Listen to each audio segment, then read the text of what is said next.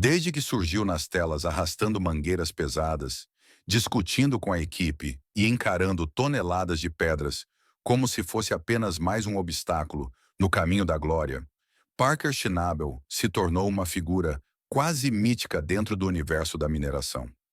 Milhões de pessoas em todo o mundo passaram a acompanhar não apenas o ouro que ele tira da terra, mas o ritmo frenético de sua vida, seu temperamento explosivo, sua ambição aparentemente ilimitada, e também suas quedas, erros e decisões arriscadas.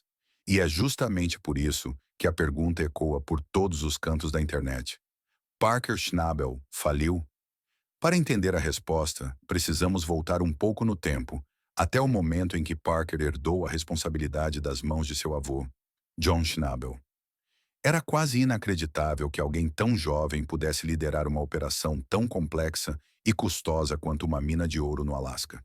Mas Parker entrou no jogo com uma mistura de coragem e inconsequência que rapidamente chamou atenção. Ele trabalhava como se fosse guiado por uma urgência invisível. Enquanto outros garotos de sua idade pensavam em festas, Parker pensava em escavadeiras, contratos, draglines e na eterna corrida contra o tempo antes que o inverno congelasse tudo, inclusive as chances de lucro. Porém, conforme os anos passaram, a operação deixou de ser apenas um garoto tentando honrar o legado do avô e se transformou em um gigante financeiro movido por máquinas colossais, metas agressivas e custos que fariam qualquer investidor perder noites de sono. Cada temporada exigia investimentos maiores. Cada nova decisão de Parker tinha o poder de elevar seus lucros ao céu ou jogá-los no abismo. E foi exatamente isso que fez nascer a dúvida sobre sua suposta falência. Parker cresceu tão rápido, expandiu tanto a operação, contratou tanta gente, comprou máquinas absurdamente caras, alugou terrenos com valores astronômicos, assumiu riscos que davam calafrios até nos veteranos, que muitos espectadores começaram a acreditar que o Castelo de Ouro poderia ruir a qualquer momento. O ápice dessa preocupação surgiu quando Parker decidiu deixar a segurança relativa de sua área original e partir para terrenos remotos, caros e extremamente arriscados. Aquela escolha foi vista como um divisor de águas. Alguns chamaram de genialidade, outros chamaram de loucura. Afinal, ele colocou praticamente toda a sua reserva financeira em jogo. E não apenas isso. Quando os primeiros resultados demoraram a aparecer, surgiram boatos de que sua operação estava no limite, de que os custos tinham ultrapassado os ganhos e de que Parker poderia estar operando no prejuízo. A narrativa online cresceu como fogo em palha seca. Vídeos apareceram com títulos alarmantes. Manchetes sensacionalistas começaram a se espalhar. E o público, sempre faminto por drama, especulava sobre máquinas penhoradas, dívidas escondidas, terras hipotecadas e até conflitos internos na equipe. Mas o que poucos percebiam é que Parker sempre operou no limite. Sempre. É o estilo dele. Ele não joga seguro. Ele aposta alto, às vezes alto demais. E é justamente essa ousadia que construiu sua fortuna, mas também a sensação permanente de que tudo pode desmoronar. E então veio o momento em que a situação ficou ainda mais tensa. Parker expandiu suas atividades para fora do Alasca, atravessou fronteiras, enfrentou burocracias gigantescas, comprou equipamentos novos que custavam mais do que casas, mais do que prédios inteiros, e tornou sua operação uma verdadeira máquina devoradora de dinheiro antes que ela finalmente começasse a dar lucros.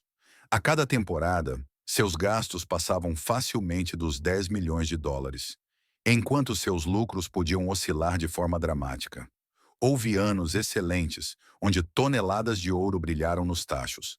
Mas também houve anos em que Parker tirou menos do que precisava para compensar as despesas monstruosas. Ali, novamente, as especulações sobre falência explodiram.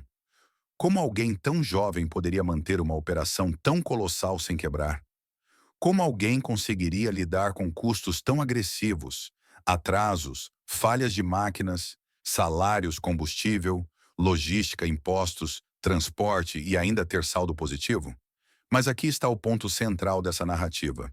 Parker Schnabel não é um apostador ingênuo. Ele se cerca de gente experiente, Analisa números obsessivamente, negocia com dureza e toma decisões friamente calculadas, mesmo que na TV pareça impulsivo.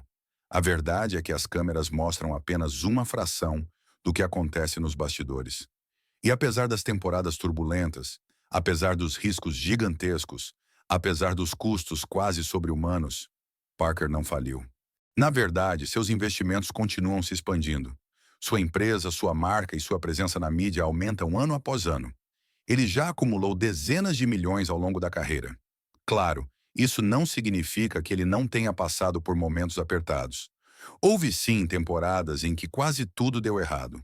Houve noites em que ele provavelmente se perguntou se havia tomado decisões grandes demais para alguém de sua idade. Houve anos em que seu lucro foi mínimo, ou quase inexistente, e em que erros custaram valores que fariam qualquer pessoa normal desistir para sempre. Mas Parker é movido por algo diferente. Ele não está na corrida do ouro apenas pelo dinheiro. Está pela adrenalina, pelo legado, pela obsessão de provar que pode superar as expectativas, inclusive as dele mesmo. E isso faz com que sua trajetória seja uma mistura perfeita de genialidade e risco, de sucesso e tensão, de prosperidade e caos. Uma vida onde boatos de falência surgem justamente porque ele vive sempre no limite do possível. E talvez seja isso que, no fim, cria o mito. Parker Schnabel é o tipo de pessoa que pode perder milhões em uma temporada e ainda assim levantar no ano seguinte, comprar máquinas novas e cavar mais fundo do que nunca. Não porque é imprudente, mas porque entende que a mineração não é um caminho para os fracos. É um jogo brutal, onde apenas quem tem coragem, disciplina e resiliência sobrevive. E Parker, goste você ou não, pertence a essa categoria rara. Por isso a resposta final é clara. Não, Parker Schnabel não faliu.